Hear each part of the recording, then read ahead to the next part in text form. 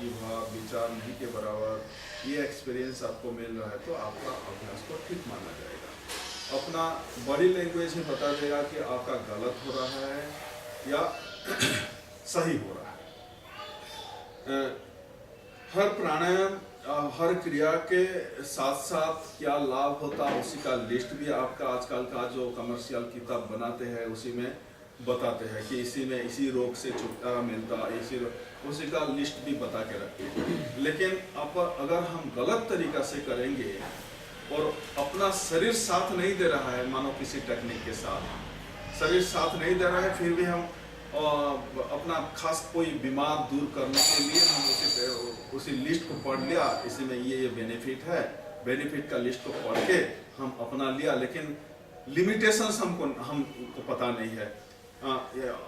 कुछ प्रॉब्लम्स अगर होगा तो हम कपालभाति नहीं करना चाहिए, ये लिमिटेशंस को पता नहीं है और लिमिटेशन के ऊपर ध्यान भी नहीं दिया, लेकिन अपना शरीर का कमी को दूर करने के लिए हम टेक्निक को अपना लिया, फिर भी हम अपने को बिगाड़ेंगे।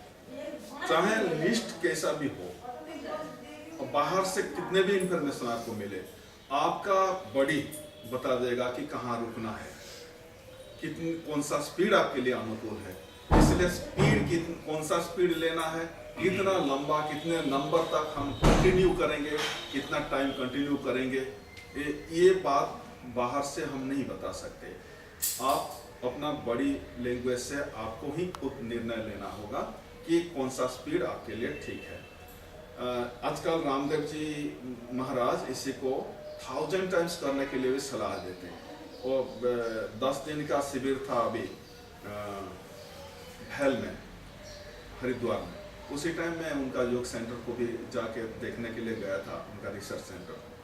तो उधर जो रिसर्चर्स सारे प्राणायाम का कपालभाति के ऊपर जो समझ दिया है, तो 5 मिनट्स कंटिन्यूस इसी को आप रेगुलर कर सकते हैं और 3 राउंड कर सकते हैं। लेकिन 5 मिनट जो लोग करेंगे उसी में जो स्पीड दिया है 1 ब्रेथ पर सेकेंड, 1 ब्रेथ पर सेकेंड, इसी स्पीड में चलेंगे तो 1 मिनट में 60 ब्रेथ हो गया, और 5 मिनट करेंगे तो 300 ब्रेथ।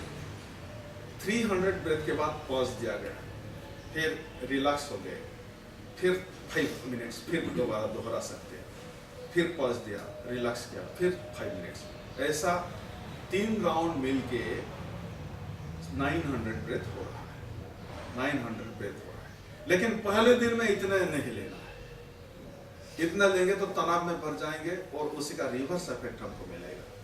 धीरे धीरे सिस्टम को ट्रेन करने के लिए कुछ दिन आपको लेना होगा। कौन सा स्पीड आपको अनुकूल हो रहा है उस स्पीड में चलिए और उसी को धीरे धीरे विकास देना होगा। जैसे जैसे सिस्टम ट्रेन हो जाएगा, धीरे धीरे आप कैपेसिटी भी बढ़ता जाएगा और उसी को थोड़ा स्पीड बढ़ा के ले सकते हैं और लंबा टाइम भी ले सकते हैं। और आपका बॉडी लैंग्वेज ही बता देगा कि कहाँ रुकना है। नेगेटिव एक्सपीरियंस फीलिंग शुरू हो गया तो जबरदस्त इसी को नहीं करना है, जोर जबरदस्त इसी को नहीं करना है। तो इसी बात को ध्यान में रखते हुए इसी को अपनाना। तो 5 मिनट्स के मतलब आपका बॉडी पूरा स्पीड में जाएंगे तो एक तो तनाव में बन जाएंगे। 5 मिनट्स तक करेंगे तो एक तो सेरेब्रल एरिया में पूरा ऑक्सीजनेशन का काम ज़्यादा शुरू हो जाता, और आप ज़रूरत से ज़्यादा लिमिटेशन प्रेस करके करेंगे तो आपका सेरेब्रल एरिया में बिगड़ भी सकता। दूसरा है हर झटका अपना डायफ्राम में मिल रहा है, हर झटका डायफ्राम में मिल रहा है। जो फोर्स से हम धक्का लगा रहे हैं वो धक्का डायफ्राम के ऊपर मिल रहा है। और हर ऑर्गन्स का अपना अपना लिमिटेशंस होता। हम शरीर में काम कर करके थक जाते, मन थकता नहीं, इसलिए बेड पर लेटे लेटे भी हम प्लान प्रोग्राम चालू रखते कि कल कहाँ जाना है, किसको मिलना है, ये सारे प्रोग्राम अपना मन में चालू रहता, क्योंकि शरीर तो थक जाता, मन थकता नहीं। ऐसा ही अपना सूक्ष्म ऑर्गन्स जितने हैं उनका भी अपना अपना लिमिटेशंस है। प्राणायाम अपना शरीर के जो प्रॉब्लम आ गया, प्रॉब्लम से छुटकारा मिलने के लिए हम पहला दिन ही पूरा स्पीड अपनाते हुए हम जैसा जो रेगुलर करते हैं, लंबा टाइम से कर रहे हैं, उनके साथ ताल बैठाते हुए करेंगे तो खुद को बिगाड़ेंगे, क्योंकि अपना ऑर्गन्स वो स्पीड में ट्रेंड नहीं हुआ है। और करेंगे तो वो हम अपना इंटरनल ऑर्गन्स को बिगाड़ रहे हैं। इसलिए जो लोग ऐसा 1000 टाइम्स किए हैं उनका डायफ्राम में वीकनेस आ चुका है और डायफ्राम का कई रोग भी देखने मिला है, डायफ्राम का कई रोग भी देखने मिला है। तो आपको सावधान ये बात को ध्यान में रखते हुए आपको इसी में विकास देना है, धीरे धीरे विकास देना है। तो इसी को 3 राउंड कितने स्पीड में लेना है और कितने लंबा लेना है आप खुद को निर्णय लेना होगा। इधर क्लास के लिए हम एक राउंड में ही सीमित रहेंगे, 1 मिनट ही नहीं सीमित रहेंगे। धीरे धीरे इसी को कुछ दिन के बाद विकास देंगे। कपालभाति के बाद ही एक प्राणायाम करके हम अपनाते और कपालभाति में अपान को एक्टिव बनाते हैं और अपान को एक्टिव बनाने के लिए और कुछ क्रिया को भी हम जोड़ सकते हैं इसी के साथ। एक तो अग्निसार क्रिया, अग्निसार एब्डोमिनल फैट बढ़ गया है तो एब्डोमिनल फैट को दूर करने के लिए अग्निसार क्रिया से भी हमको मिलता, कपालभाति से भी मिलता, अपान भी उसी से एक्टिव बनता।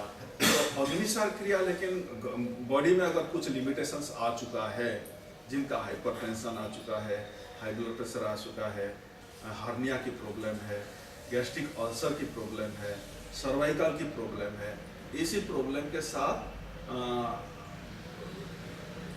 जो अग्निसार की क्रिया को नहीं अपनाना है, इसी बात को ध्यान में रखना है। अगर आपको लिमिटेशंस पता भी नहीं हो, क्रिया करते वक्त नेगेटिव वाइब्रेशन मिलेगा ही, तो तब आप जानना कि ये मेरे शरीर इसी के साथ नहीं दे रहे हैं, तो ये मुझे स्वीकार करना नहीं है, अपनाना नहीं है, स्थान देना नहीं है, वो क्रिया को नहीं अपनाना है। तो इसलिए बॉडी लैंग्वेज से ही पता चल जाएगा कि ये क्रिया अपनाना है या नहीं। और अग्निसार कैसा करना है, कपालभाति 1 राउंड जहां खत्म हो जाएगा, हम एक बार डीप ब्रेथ अंदर ले लेंगे, गहरा सांस अंदर ले लेंगे और धीरे धीरे सांस को पूरा बाहर निकालने तक, जितना हो सके नाक से निकाल दिया, मुख से भी निकाल दिया, जितना ज्यादा निकाल सकते हैं। निकालने के बाद गर्दन झुकाते हुए चिन लग करेंगे, जिसको जालंधर बंद बोलते हैं। ये बंद को जालंधर बंद बोलते हैं। थोड़ी के दबाव कंकुक में लगा दें तो जो पैसेज में लक आ जाता है, लक आ जाता है। तो सांस को बाहर रुकते हुए पेट को फ्लैपिंग देंगे, दोनों हाथ को जंघा के ऊपर प्रेशर लगाते हुए, स्पाइन को स्ट्रेच करते हुए पेट को फ्लैपिंग देंगे।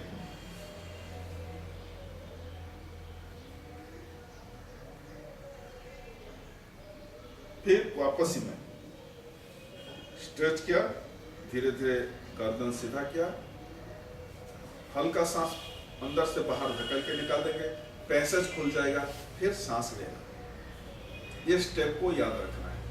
कोई जल्दी से जल्दी बेनिफिट मिलेगा बोल के क्या गलती करते, जरूरत से ज्यादा लिमिटेशन को ओवरकम करते हुए जब करते तो सांस लेने की जो तड़प मिलने तक चालू रखेंगे, तो ये स्टेप को भूल के तुरंत ही झटका लगा के गर्दन सीधा करके सांस लेना ही शुरू कर देते हैं। लेकिन जब पैसेज को हम लग कर रहे हैं, सांस को बाहर निकालते हुए किसी पाइप से हवा को निकाल दिया तो पाइप भी दब जाता, ऊपर और नीचे का दोनों टच में आ जाता।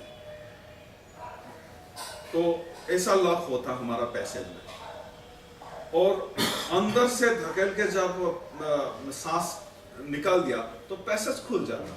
लेकिन वो स्टेप को याद नहीं करके अगर प्राण मैंने अपना लिमिटेशन ओवरकम करके करेंगे तो सांस लेने का तड़प आने तक चालू रखेंगे, वो स्टेप भूल जाएंगे, गर्दन सीधा करके लेना शुरू कर देंगे तो पैसेज खुलेगा नहीं, दिक्कत होगा, अंदर आंख भी चिपक जा सकता, ये प्रॉब्लम हो सकता। इसलिए इस स्टेप को याद रखना है, अपना लिमिट के अंदर ही रहते हुए ही टेक्निक को अपनाएंगे तो कोई खतरा नहीं। तो एक तो फिजिकल लिमिटेशंस जो मैं बताया, hypertension, high blood pressure, heart disease, hernia, gastric ulcer और सर्वाइकल प्रॉब्लम, ये सारे प्रॉब्लम आ चुका है तो ये टेक्निक सूटेबल उन लोगों के लिए नहीं है। और खास करके सर्वाइकल एरिया में अगर लक नहीं लगा सकते तो ये टेक्निक को अपनाना ही नहीं है बिल्कुल। तो और जिनका लिमिटेशंस नहीं आया कर सकते हैं, फिर भी जितने देर आराम से कर सकते हैं, सांस को आउटवर्ड होल्ड करके बाह्य कुंभ के साथ इसको अपनाते हैं, तो जितने देर आराम से कर सकते हैं उतने देर सीमित रहना है। और धीरे धीरे स्टेप बाय स्टेप सांस थोड़ा रुक के गर्दन सीधा कर लिया, हल्का सांस अंदर से धकेल के निकाल दिया, पैसेज खुल जाएगा, फिर सांस लेना शुरू, डीप ले लिया, फिर रिलैक्स हो जाएगा नॉर्मल ब्रेथ के साथ। तो आफ्टर कपालभाति इसी को जोड़ सकते हैं, इसी से भी अपान एक्टिव होता, एब्डोमिनल फैट का रिड्यूस भी होना शुरू हो जाता ये क्रिया से। तीसरा और एक क्रिया भी हम जोड़ सकते हैं जिससे अपान एक्टिव होता, वो है मंडूकासन। मंडूकासन में भी आफ्टर अग्निसार क्रिया के बाद सीधा करके सांस निकाल दिया, फिर डीप सांस अंदर ले लिया, डीप सांस लेके स्पाइन स्ट्रेच करके दोनों मुट्ठी बंद करके लोअर एब्डोमेन में लगा दिया और स्पाइन स्ट्रेच रखते हुए ही आगे की ओर झुक जाएंगे, आगे की ओर झुक जाएंगे, स्पाइन को स्ट्रेच रखते हुए, गर्दन झुकाएंगे नहीं, गर्दन झुकाएंगे तो आपका स्पाइन पूरा झुक जाएगा, स्पाइन स्ट्रेच रखते हुए झुकेंगे, तब जाके मुट्ठी की प्रॉपर प्रेशर पेट के ऊपर मिलेगा, प्रॉपर प्रेशर मिलेगा पेट के ऊपर और अपान एक्टिव होगा और धीरे धीरे सांस अंदर लेते हुए उठ जाए। ये क्रिया को भी जोड़ सकते हैं सीक्वेंशियली, पहले कपालभाति, बीच में अग्निसार, अग्निसार के बाद मंडूकासन। इसी सीक्वेंस के साथ ये तीनों को जोड़ के करेंगे तो अपान एक्टिव हो जाता है। तो अपना लिमिटेशन को, अच्छा मंडूकासन भी जिनका सीवियर कमर दर्द है, आगे झुकना मुश्किल है, सीआईटी का प्रॉब्लम आ चुका है, स्लिप डिस्क की प्रॉब्लम है, आगे झुकना जिससे वर्जित है, आगे झुक नहीं सकते, वो नहीं करना है, नहीं करना है। और गर्दन झुकाना नहीं है, स्पाइन स्ट्रेच रखते हुए ही झुक जाना है, तब जाके मुट्ठी के ऊपर प्रेशर मिलेगा। और जिनके लिए रिमाटिक पेन नहीं है, जोड़ों में दर्द नहीं है, तो वज्रासन के साथ ये तीनों को कर सकते हैं। वज्रासन के साथ अच्छा भी है, अपान भी एक्टिव हो जाता है।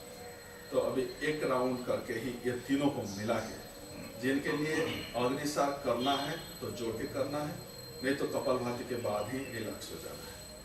और जो कर सकते जोड़ के करेंगे, फिर उसके बाद मंडूकासन भी जोड़ के करेंगे।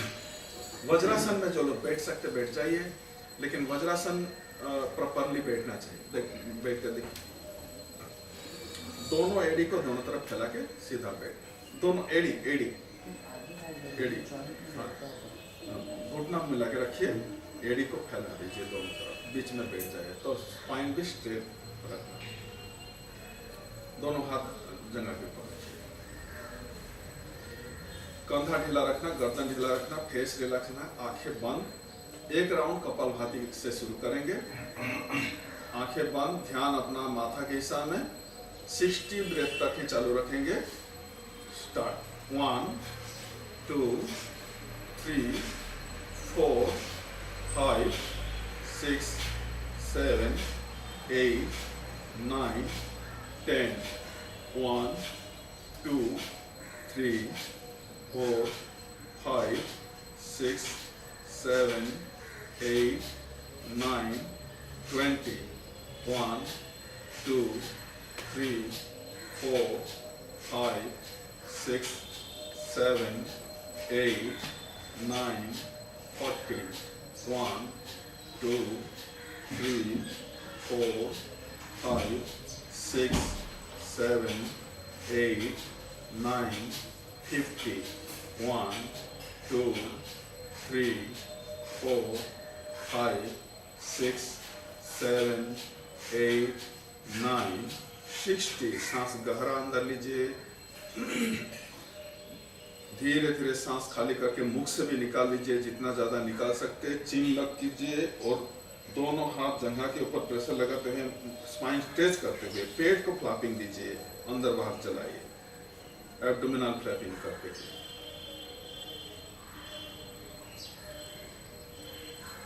अब धीरे से फिर स्पाइन स्ट्रेच करके गर्दन सीधा कर लीजिए, हल्का सांस बाहर निकाल लीजिए धकेल के, फिर सांस गहरा लीजिए, दोनों हाथ मुट्ठी बंद करके लोअर एब्डोमेन में लगाइए, फिर धीरे धीरे सांस खाली करते हुए आगे झुकना शुरू कीजिए, स्पाइन स्ट्रेच रखते हुए, स्पाइन स्ट्रेच रखते हुए ही आगे झुकना शुरू कीजिए। मंडूकासन में आ जाइए, थोड़ी देर रुकना, फिर धीरे धीरे सांस अंदर लेते हुए ऊपर उठ जाइए। ये तीनों को इसी सीक्वेंस के साथ जोड़ते हुए 3 राउंड कर सकते हैं। और राउंड कौन सा स्पीड में अपनाना है, कितने लंबा करना है, आप खुद को ही बनाना अपने हिसाब से। अभी यहाँ ही प्रार्थना के साथ क्लोज करेंगे। आराम से बैठ जाइए, सीधा बैठ जाइए, दोनों हाथ घुटने के पत्ती मुद्रा के साथ, आंखें बंद, शरीर स्थिर, मन शांत, लंबा गहरा सांस अंदर लीजिए। 3 बार ओंकार को उच्चारण करेंगे। गहरा सांस अंदर,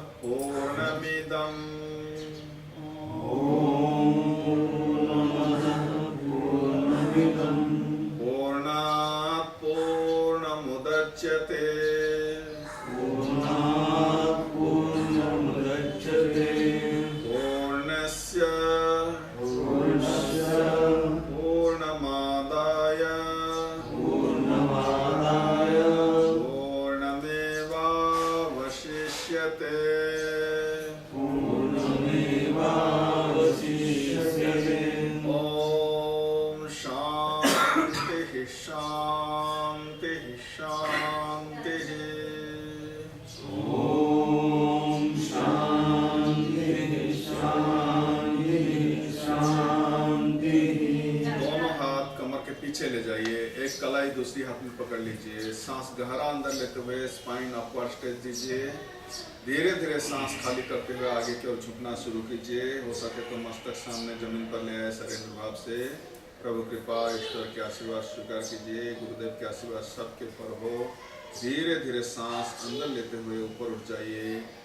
दोनों हाथ खोल दीजिए, हथेली रगड़ लीजिए।